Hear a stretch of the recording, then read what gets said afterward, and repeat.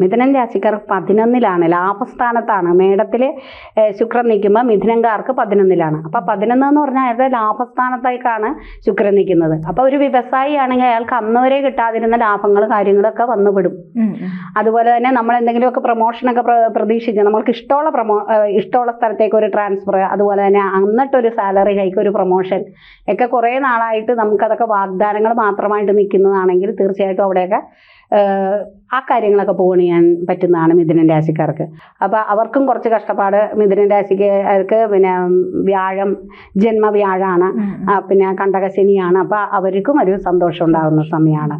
പിന്നെ വരുന്നത് ചിങ്ങൻ രാശിക്കാർക്കാണ്. ചിങ്ങൻ രാശിക്കാർക്ക് ചിങ്ങം 12, കർക്കിടകം 12, മിഥുനം 11, ഇടവം 10, മേടം എന്ന് പറയുമ്പോൾ 9. അപ്പോൾ 9 എന്ന് പറഞ്ഞാൽ ഭാഗ്യമാണ്.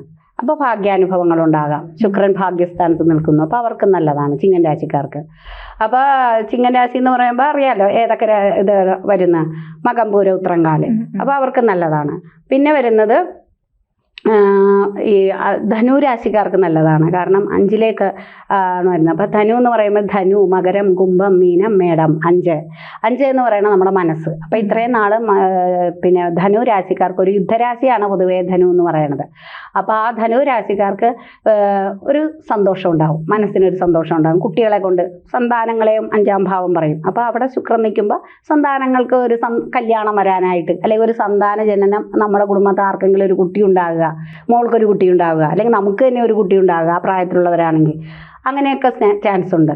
പിന്നെ അതുപോലെ തന്നെ പിന്നെ വേറൊരെണ്ണം ഞാൻ വിട്ടുപോയത് 9, പിന്നെ 7, അതായത് തുലാൻ രാശിക്കാർക്കും അതുപോലെ തന്നെ നല്ല അനുഭവങ്ങളാണ് വരുന്നത്. അതായത് ശുക്രൻ നിൽക്കുന്നത് ഏതൊക്കെ രാശിയിലാണെന്നുള്ളത് നോക്കിയിട്ടാണ്. സ്വന്തം രാശിയിലാണ് നിൽക്കുന്നതെങ്കിൽ അത് ശുക്രൻ നല്ലതാണ് കൊടുക്കുന്നത്.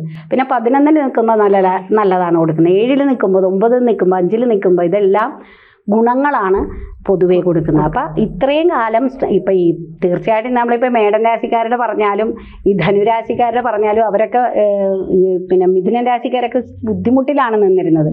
അപ്പം അവർക്കൊക്കെ ഈ ശുക്രൻ സന്തോഷം കൊടുക്കട്ടെ. അതെ, അത് വളരെ സന്തോഷമുള്ള കാര്യമാണ്. അപ്പോൾ എല്ലാവരും കുറച്ചൊന്ന് റിലാക്സ് ആയി. പക്ഷേ പിന്നെ എന്താണെന്ന് വെച്ചാൽ ഇപ്പോൾ ഈ ശനി എന്നൊക്കെ പറഞ്ഞാൽ 2.5 വർഷത്തോളമൊക്കെ ഉണ്ട് ബുദ്ധിമുട്ടുകൾ.